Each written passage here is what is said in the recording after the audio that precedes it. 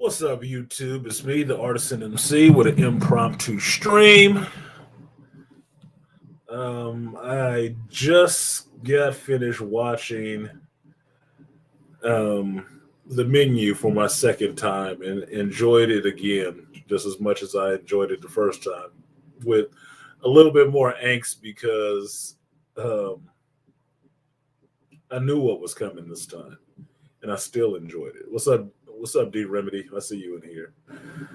So for the title, you see, I put the beastly nerd in there because he got me to watch this again.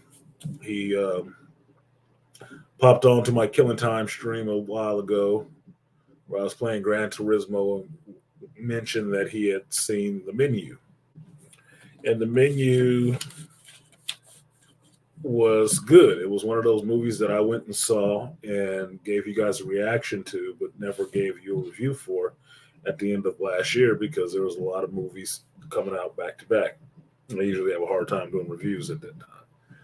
But he had watched it on HBO Max, which I didn't know it came on HBO Max yet. And he thought it was a really interesting movie. And I was making a joke about it to myself. It's like he's giving his review in my stream while racing cars. But I figured, fuck it, I'll put his name in it. And I didn't actually put his name in it right. But I'll put his name in it and put him on the spot like I put Malika on the spot and let him chop it up with me and give his review. Because I know very few people who have actually seen the menu. Ralph Fiennes, Anya Taylor Joy, I forget the other guy's name or whatever. I know very few people who've actually seen this movie. And on my Killing Time stream, my joke with Beastly Nerd that we need to do a watch party for it since it's on HBO Max. And just for the record, anytime I do a watch party, that's what I want to put on Patreon because it gets flagged if it's on YouTube. They get really fucking pissy about that for some reason. But I can do it through Patreon and not have it on YouTube at all, and then you guys can join in and have it. So if you ever see a movie or a show and it says watch party on it, you know that's going to be a Patreon only stream. What up, 3000 GT? Yeah, I saw you in there. You said I will be watching the menu. It's a quick watch, dude. It's like it's actually a fun watch. I just watched it again, and I had fun with it. I had fun with it, dude. Just watching it, I was remembering what I was remembering was watching it the first time, and I was on a date, and we were watching it together, and I can remember busting out laughing at the most inappropriate shit. The most inappropriate shit I was watching. And I was busting up laughing at it. And I was remembering when it got to the end,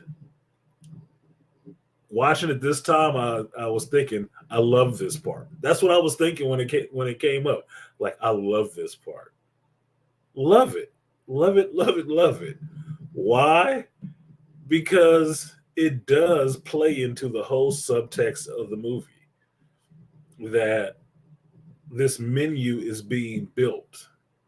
The final course is the crescendo of this whole thing. It's the part of the whole story. It's is art imitating life, but telling you exactly what it's doing the whole time it's doing it. It was actually fun, and I wanted people to actually see that movie so we could talk about it and have a laugh on it. But it's one of those movies that it's not hard to explain. It's just hard to get people interested in something like that. But some of the concepts that go on in the movie, you would totally get. You would completely get even if you're not a foodie, even if you're not really into cooking or anything like that, understand this, that the menu, what's on the menu is the movie. And what's on the menu is just life. It's just slices of life. Every course is a slice of life and how people are. It's humanity that's on the menu. And it's a bit interesting to puzzle with the concepts and understand what's happening. So, seeing if Beastly can come in here since I put his name in it, I want to see if somebody get in contact with the Beast and let them know like the danger room is open. But for me, I'll do this. I'll do a spoiler alert. If you have not seen the menu, this is my spoiler alert. And this is basically a live review because I want Beastly to show up in here so we can talk about it. So the menu is a movie starring Ralph Fiennes. Let me pull up this thing because I keep forgetting this guy's gosh dang name, and it's gonna keep bothering me until I actually get his freaking name right. Let me just get that out of the way real quick, like Nicholas Holt. Fucking hell, dude. Nicholas Holt. Holt. Okay. So the menu stars Ralph Fiennes, Anya Taylor Joy, and Nicholas Holt. Right. And the setup for the movie is that this renowned chef who makes these really expensive and artsy meals has his own private island and his own private restaurant, and he caters to a really exclusive level of customer. Customers come to the island, and he serves them food for that night, and then they leave. Okay. Now you open the movie with Anya Taylor Joy's character Margot Mills, and Nicholas Holt's character of Tyler, right? Tyler Westerling, whatever his name is. And they are standing on this boat dock and they are conversating, and you get the idea that they're a young couple. And they're waiting on this boat to come to take them to this island, to the restaurant called Hawthorne's, owned by damn, I'm gonna forget the other part of his name. Let me not do that while I'm sitting here looking at Google. Julian Slowick, right? Who is the chef? Ralph Fiennes' character. Now, while this movie is happening, I will tell you this if you watch it. Pay attention to everything. Pay attention to everything. This movie is about the things that happen in front of your face that you may miss. But it's key later on in the movie. It's very key later on in the movie. Because although it's not a movie with a bunch of action, it's not an action piece, it's not an eye spectacle, it's not any of that. The performances of the actors and the dialogue is what you get into. And some of the subtleness in it is what's happening on the screen that you were either seeing or not paying attention to. You have to watch. It's not. I'm not saying you have to study it with a microscope, but look at it and pay attention to what's happening. Now, while Tyler and Margot are on this boat dock, other people start showing up, and you're getting the Tyler character letting you know who these people are: food critics, really wealthy people, famous actors, some other people, right, that are showing up to go off to Hawthorne's tonight to have this meal. Now, once on the boat takes them out to the private island. They get to Hawthorne, and they're checking in, and you find out that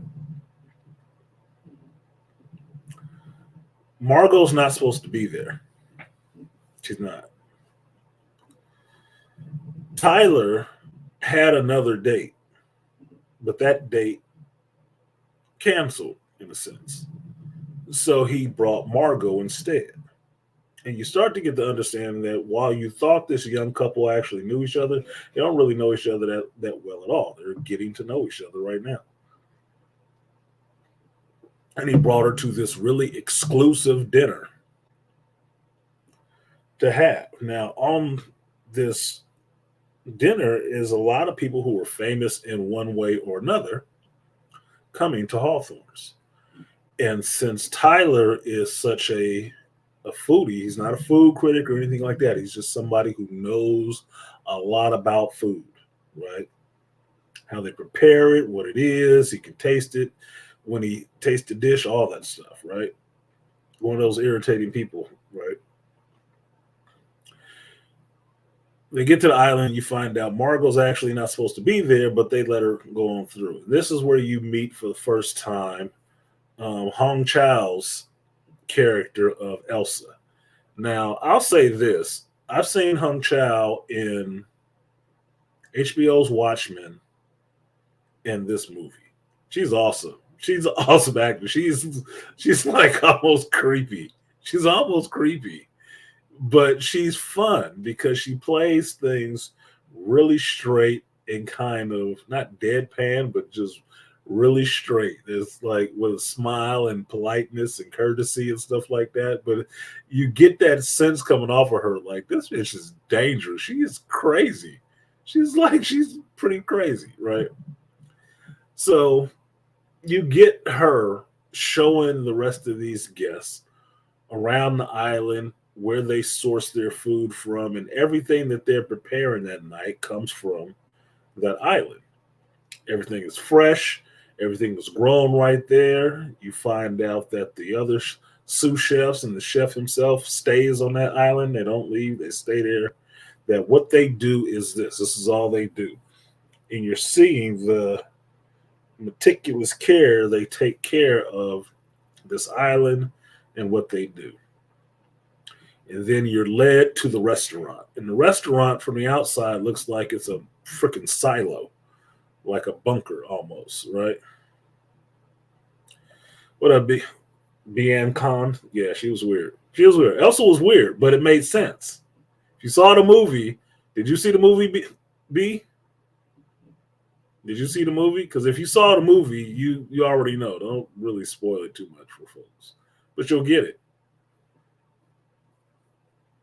The movie was she was weird like him for a reason, right? So they get led to the restaurant, and they go in the restaurant, and it's a beautiful restaurant the way it's designed. A Buki Cabal. What's going on, Rodney? Hey, hey, hey. Forgot a couple of hays. Hey, hey, hey. You need three of those. You know that show. Don't think I'm the only one to know what's happening now. Okay, you saw it last night. Okay, you good. You good. You in the party. You in the party, right? So since you saw it last night, I can drop the link for you so you can come up too. Just let me give a little bit more to spiel because I'm not going to ruin everything for these people. I did want Beastly to come up here, but Beastly probably working, so he's not seeing this right now. I don't have a way to contact him outside of atting his ass. Buki says same old, yeah, same old. Look, I do this. I did it to Malika before. I'm doing it to Beastly right now because he mentioned the movie. So I had to get at him. 3000 was there. He said he's going to watch it. Yeah, you should. You should watch it. See what you get out of it. Was it good? Yes, Ibuki, it was good. It was. I have a reaction up for the menu. I enjoyed the shit. I enjoyed it. I mean, look at the smile on my face. I'm talking about it right now, and I enjoyed it. But it has to be something you get into, and that's what I was trying to get to without spoiling the whole movie. When it's during this restaurant, it's a beautiful restaurant, and the chefs are working and everything. And you're seeing that everybody has their place settings. It's a nice view of the ocean, all the stuff. It's a nice, beautiful place, and it's like a real high end restaurant, right? The kitchen looks awesome. I like the design of. There's a couple of things I like the design of. I like the design of professional chef kitchens in courthouses. It's weird. Courthouses and courtrooms. It's weird. it just tickles my little pickle somewhere, right? Now, all the characters, is it a cerebral movie? Yes, but not cerebral to the point where you'll be so bogged down thinking about it that you won't enjoy it. You'll think while you're watching it. You'll ask questions while you're watching it. But the movie moves at a pace that you like, okay, what the fuck is wait a minute, right? But you're still going on with the story. You're trying to figure it out on the go. It's not so much that you sitting there, hmm, hmm. No, you'll do that maybe afterwards, and you'll be sitting here laughing like me, thinking, God dang, dude. So they sit down, all the people in there sit down, and you get Anya Taylor Joy's character of Margot eyeballing this one older man that's there and his wife. And you get that something is there with them. There is some recollection there for some reason. Now the guy is with his wife, and he's like, "Oh no, I don't know her. I don't recognize her at all." But you know he bullshit. You know he's bullshit.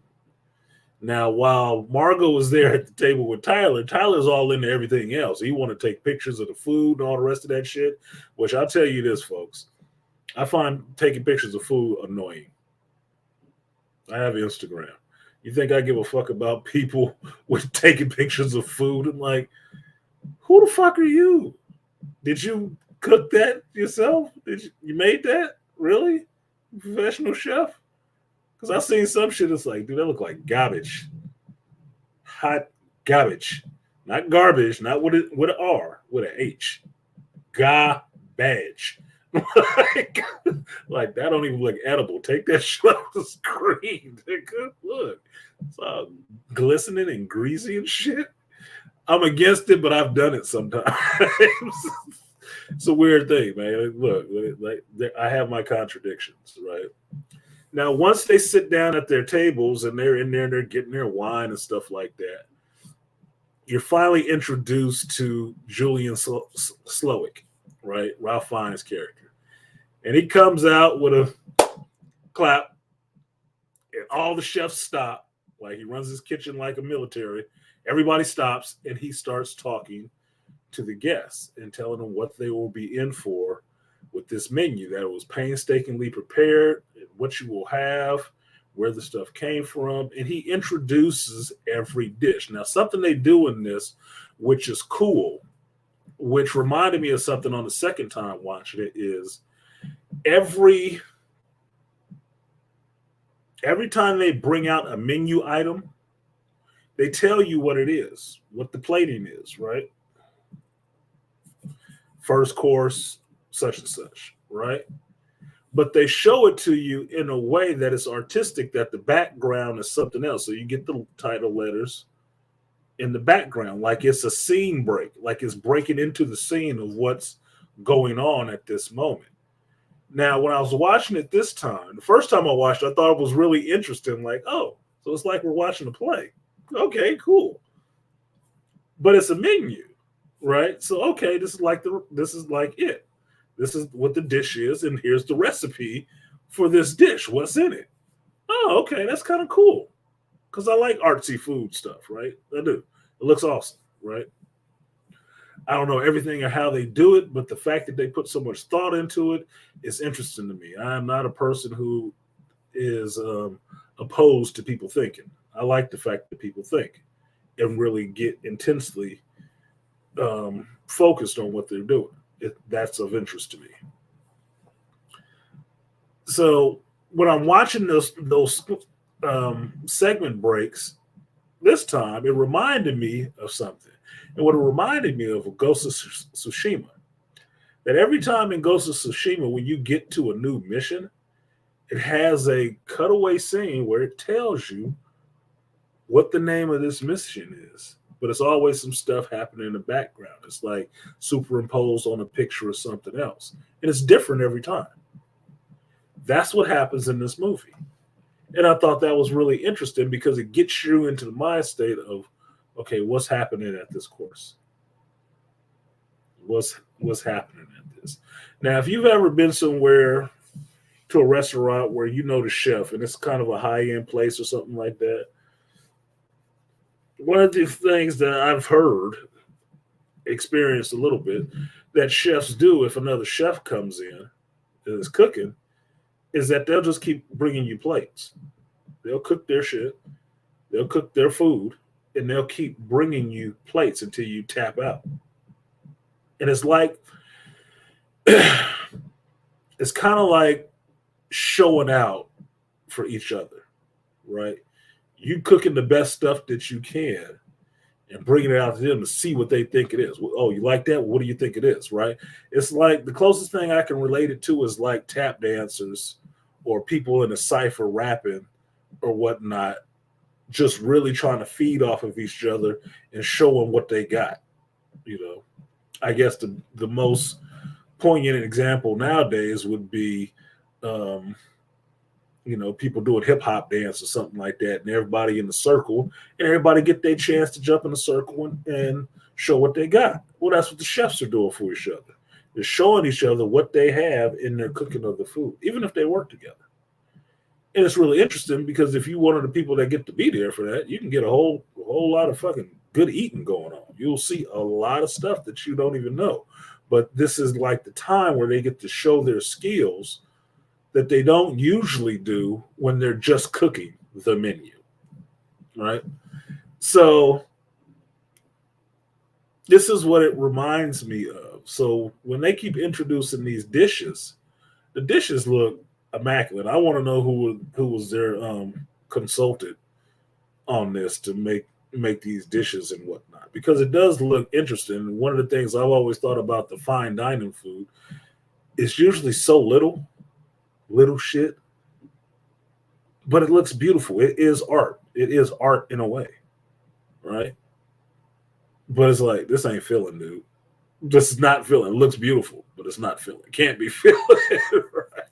So when he introduces these dishes, he's giving you all that cooking highbrow. This is a such and such emulsion, and this, and then fermented grapes. Like, oh my god, dude, what is it? What is it? Is there a simple name? That's what's happening in the movie. But what takes place is what's going on at each one of these tables and how each one of these tables relate to the overarching story. Because what you keep finding out is more and more about the people that's sitting at these tables. The actor played by John Leguizamo, what was his name? I forgot what his name was.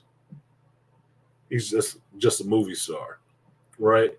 He's there with his assistant, and his assistant is quitting because she's going to another company and stuff like that. But he's supposed to be there trying to get into food because he wants to have a food show. It's like, what? The little rich bros that work for a corporation sitting there just chopping it up, talking shit with each other, and they're like douchebags. There, the old man and his wife, the the food critic and her magazine editor owner sitting there, and how they overtalk everything. Oh, it's something this and it's something, all that highbrow tooty snooty faluty shit that you like. I don't give a fuck about none of this.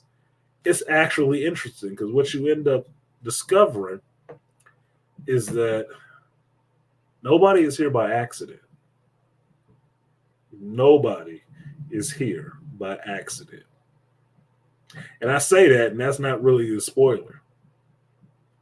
But you should really listen to what I'm saying. Nobody is here by accident. The movie progresses, and you start finding out more stuff about Margot and Tyler and the chef and what he's doing in this whole thing. What this whole deal with the menu is all about. What it's all about. And then once you get into that story, you start understanding that, yes, this is the movie is the cooking. You being here watching it is seeing all these different elements happening are the parts of the menu getting worked together. The story is the menu. Each little act in that story is a part of the menu. Your starter, your opener, your salad, your whatever. That's what it is. But not only that, within the story itself, each one of these people are different ingredients that feed into the menu, the main dish that's being prepared. Each one of these people are an ingredient themselves. Their world, their life is their seasoning, what feeds into the people in this room, which is the meal that's being prepared. It's it's psychologically funny. It's intellectually interesting once you start getting into the concept of what's happening. But I'm laughing because some of these parts are just funny to me. It's dark. It's dark, but it's funny. I mean, it's at one point it looks like a horror movie. Like the fuck is going on here with these people? But everything builds on top of itself. Everything is coming together in its own little ways. And once you understand cooking, mixing ingredients together, how you turn up the heat on things, how you lower the heat, you let things sit and simmer and whatnot. Once you understand that whole process, you start getting what's going on in the whole fucking story, which was pretty genius to me how they pulled that together. Like, oh, done. But the characters in the story, as it goes on, starts getting wiser to what's going on too. Like, oh shit. Oh wow. So, oh damn, I don't want to spoil it. This is the tough part about me. If not enough people have actually seen it, I really hate Trump spoiling it. I don't want to spoil it, but fuck. Yeah, I'm not gonna spoil it. I'm not gonna spoil it. I'm sorry, but I wanted to talk about this with some folks that actually saw it, and I don't want to be the one to ruin it. So I figured I'd do this for about an hour. I'm halfway in. Um, Beast is not showing up yet, so he probably working or not seeing this because I didn't warn him. But let's see what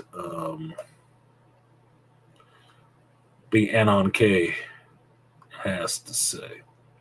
So that's the link. I'm gonna run this for about an hour, and then I'm gonna take my ass to bed. It's 10 o'clock here, so that's 3 o'clock East Coast time. So yeah, y'all up late. So we'll run this for a short amount of time. Nobody wants to come up, I'll close it out. I'll just say this. One of the sayings that was most interesting to me, that made me laugh the hardest. Oh, you on UK time? That's what's up. Appreciate you coming through. I don't have a problem with UK time. Damn, awesome. Where are you at in the UK? Let me know. Did I see your new show? What's your new show, Rodney? What's your latest stream? London? What time is it in London right now? What are you, like 13? 15 hours, because I'm in California. What, 3, 4? Yeah, I think it's like 12 hours difference. Shit, it might be the morning where you at. It might be just crest in the morning. But no worries.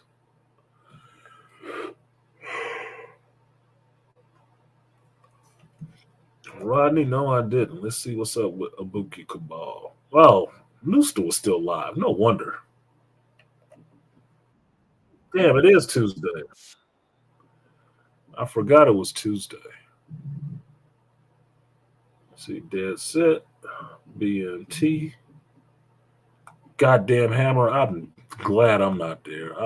Could not listen to this motherfucker one more time. Dusty, I need a new beat, Dusty. I need a new beat. I don't see Beastly in here. Let's see. Not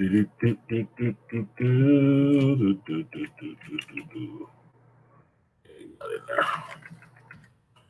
Not in there, sir.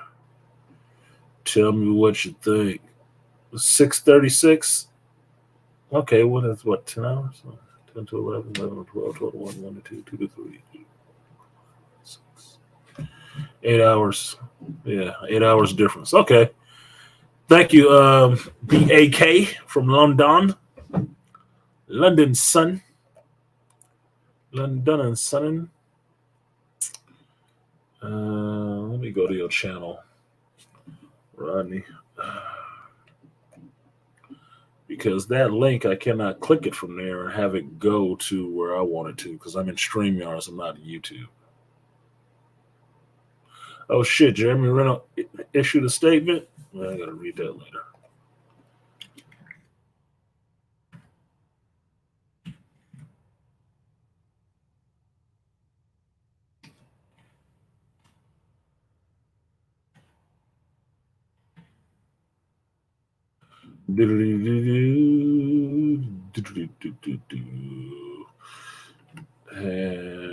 Abuki, I will always do that.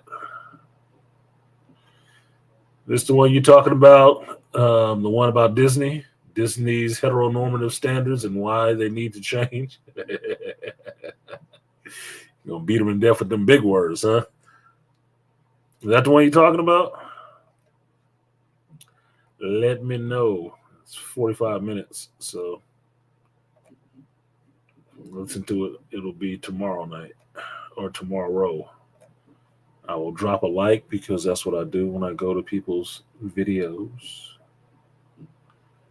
And I will add it to my watch later. Oh, shit.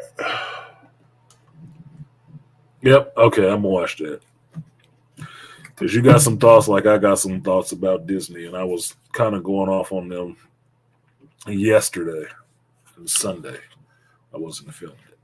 So anyway, one of my favorite scenes in this show, in the show The Menu, is when you find out that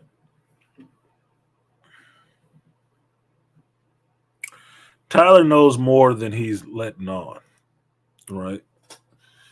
And it comes to a moment where Tyler and Margot are actually going back and forth with each other. And you're seeing Tyler don't give a fuck about Margot. All he cares about is the food and what did they get that he didn't get, because he really wants to have the attention of that chef. He really wants to have that chef's attention. And so much so that he is non-caring about other human beings around him. Now, at one point in the show, the older man that Margot knows some kind of way gets pissed off with what's going on, and he decides he wants to leave. Now, these people are called the regulars. It turns out that this guy has been to this Hawthorne's restaurant 11 fucking times. 11 times. So he keeps coming. Now, when he gets pissed off and decides he wants to leave, he had enough of this bullshit with this chef or whatever, he gets up and tries to leave. Well, once they go in this restaurant, they cannot leave. The door is locked, and it's a big vault-like door. They are not leaving. and the people in there are serious.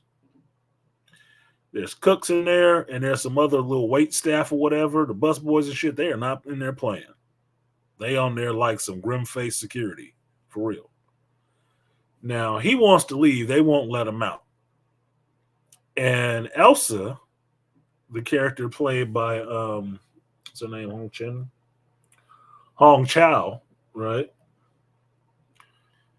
She comes up and asks the man, "Can he help her? Could he go back to his seat, please?" And his wife is freaking out. He's like, "No, don't worry, dear. I'll handle this." And Elsa asks him, "In which hand will you use to handle this, sir?" And they're talking too much to be paying attention. He's like, "What?" He said, "In which hand would you be handling this with?" Right? Because he's trying to shut his wife down and like, "Oh, I'll handle this, dear. I got this." And she's just calmly asking him, "Which hand are you going to handle this with?" It's her and two big ass dudes standing there.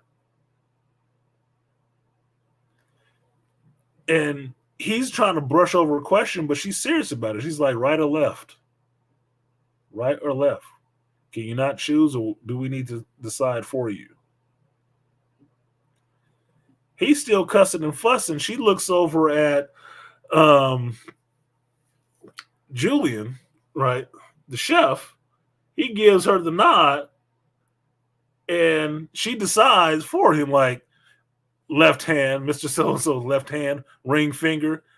The two big bus boys grab his ass, take him back over to the table, spread his left hand out, put the ring finger on the table. Chef comes from the kitchen area with a butcher knife and cuts that motherfucker finger off right there.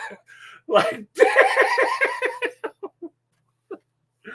cuts his hand smooth off right below the ring. The ring, his wedding ring comes off all on the floor. He on the floor screaming and gasping. Everybody else freaking the fuck out. Like, what the hell just happened? They cut that boy finger off. No qualms, no smiles, no grins, nothing. They was straight and to the point. Which hand are you going to handle this situation with? He didn't want to answer. He didn't want to choose. They chose for him. Cut his shit off. Now, what you end up finding out, the dude fooled around. He fooled around. That's why he cut his fucking ring finger off. Now, that shit is funny to me. That's why I said I was laughing at the most inappropriate shit, dude. It's really messed up. It was really dark that I was laughing at this stuff because the dude, story-wise, man got his fucking finger cut off, right? But look, I've seen Mafia and Yakuza movies. Okay, people always losing fingers and that shit. It's not that big of a deal, right? He got his finger cut off. He howling and crying and bitching on the phone and on the floor, and all that tough Tony talk was over. He was just down there whimpering and crying. Now, what did they do? They set his ass off the floor, sit him back in his chair gently, not forcefully, gently, put him back in his chair, got him a towel, and wrapped his cut finger up so he could bleed. And left him sitting there sniveling and stuff in front of his wife and freaking out and scared. And I'm sorry, I laughed so hard when that happened. I laughed so hard when it happened. Because it was unexpected. Like, what the fuck is she talking about? What is she talking about? Left hand, what? Are they? Like, bow, it was over. Like, oh, shit. They really did cut his finger off. But look, they were all deadpan. It was not out of anger. It was not out of malice. They told him, sit his ass down. You can't leave. He was like, no, I'm about to, bully my way out of here. No, he still ended up sitting there and not leaving. Bleeding, but sitting there and not leaving. Just what the hell it was. Now, some of the stuff that the chef Julian talks about is about freeing yourself, right? And about how people, especially rich people, do not appreciate the stuff that poor people actually do. People who work in the service industry actually have to do to provide meals that they want people to enjoy. And some people just consume that stuff and don't think nothing of it. They don't care about the amount of work that went into prepare it, how much of a craft it is, none of that stuff. And one of the things he asked the regulars when he's sitting there, you know, sniveling and crying and holding his cut finger and stuff like that, he asked them, he tells the whole room, like, you've been here 11 times. Can you tell me what you had the last time you were here? What was the main course the last time you were here? He can't do it. And he's pissed off. As a chef, he's pissed off at this guy like 11 times. You can't remember what it was? Just the last time? And he tells him why his food is so obscenely priced. Because he got to this point where he's cooking for people like this who don't appreciate the shit anyway. They don't appreciate the work or nothing. The wife chimes in and tries to tell him, "Oh, it was cod. It was cod." He's like, "No, it wasn't cod. It was speckled halibut, rare speckled halibut." And she says something like, "Oh, it's the same thing. It doesn't make a difference." He said, "It makes a difference to the halibut."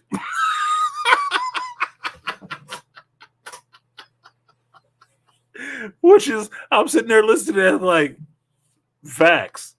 If a halibut and a cob was sitting there in the water and they figured out one of them is going to end up on a plate tonight, I think it would matter to the halibut if he's the one who was snatched about the water and the cod got to swim away. I think it would matter to him.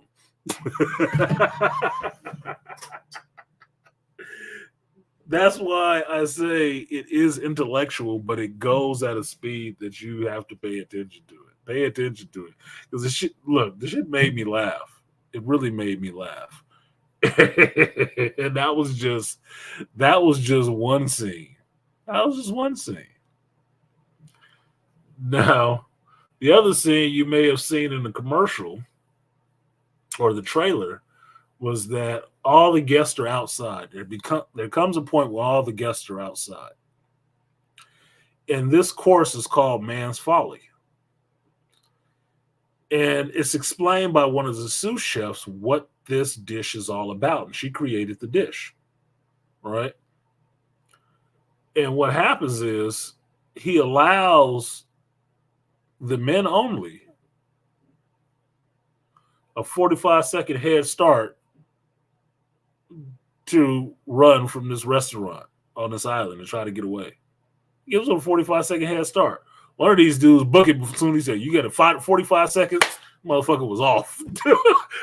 I was laughing at that. Like, that's a real reaction. Now, mind you, some of these guys are here with women. Some of them are here with women. They fucking book it. Leave that bitch standing there and they out. It's like self-preservation knows no bounds at this point. Look, BA kind of laughing like, "Oh, man. Yeah. But what did they do? They just took off running, mad dashing on a fucking island. Like, you're on an island. So, yeah, the thought is like, okay, maybe you can get a boat or something like that. I don't know. But they just start beating feet. But what happens after that? After 45 seconds, them burly wait staff and stuff and the chefs, oh, yeah, they get to come chase them. Bring them back. I was like, man, talk about surviving the game. Talk about surviving the game. And just to spoil that part, because you don't have a rest of the movie without this happening, they all get captured. It is such a sad freaking sight to see them being trotted back into the restaurant where the women were left. And here these dudes come in there looking all defeated. They ain't get away. shit looks, they look so dejected. Now, once again, I'm laughing at this, and it's some dark shit. It's not something that you're supposed to be laughing at, but it does make me laugh. For the context of the movie, it does make me laugh, dude. That's why I was like, look, first time I saw it, I was like, man, that was kind of that was kind of dark and some inappropriate shit. I was laughing. That was making me laugh. I don't know if something wrong with me or not, but it was making me laugh. So, what was that? Yeah, that's the last part. So, one of the other pieces is what happens closer to the end with Anya Taylor-Joy and Ralph Fiennes' character. It's that Margot, in the Clerks kind of way, is not supposed to be there today. She's not supposed to be there. And she's kind of fucking up the plans that the chef has made for the people who were supposed to be there. So he keeps trying to reach out to her to find out who or what she's about. And in some ways, they developed a kind of kinship with each other, to where he is the one who sees through some of her bullshit. And she is the one who kind of stands up to him in the way that he responds to. Because there is a scene where he comes into the bathroom when she goes into the bathroom. And he strolls in the fucking bathroom, and you like, nigga, you ain't supposed to be in here. And she tells him that you're not supposed to be in here. He don't give a fuck. It is really weird. It's like he is really creepily obsessed. He wants to know why she's not eating any of the food. Do you not like it? What's wrong with it? He is stuck on his food. And all that social grace shit and give a woman her space, he is not respecting none of that. What was the problem with my food? I need you to tell me right now in this bathroom, this woman's bathroom. I need to know. And she kind of stands up to him. I was like, get the fuck out of her way. And he does. But the way Ralph Fiennes plays it, you get this interplay and these fleeting glimpses of emotion on his face, even though he is straight the whole time. He's not emotionless, but his face is really neutral.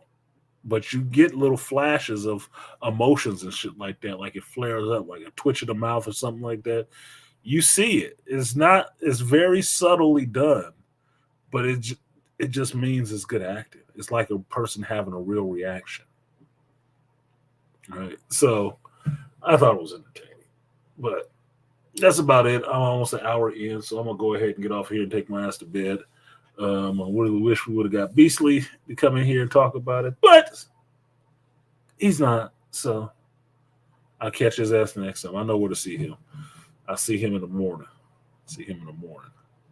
I'll do my Wednesday Geek Speak stream in the morning. Fastest stream on the internet. My morning commute. And maybe he'll show up in there so I can give him shit. But for now, I'll say this. If you have HBO Max, watch the menu. It's not even that damn long. It's like an hour and some change. What is it? Hour and 47 minutes. It's not even 2 hours.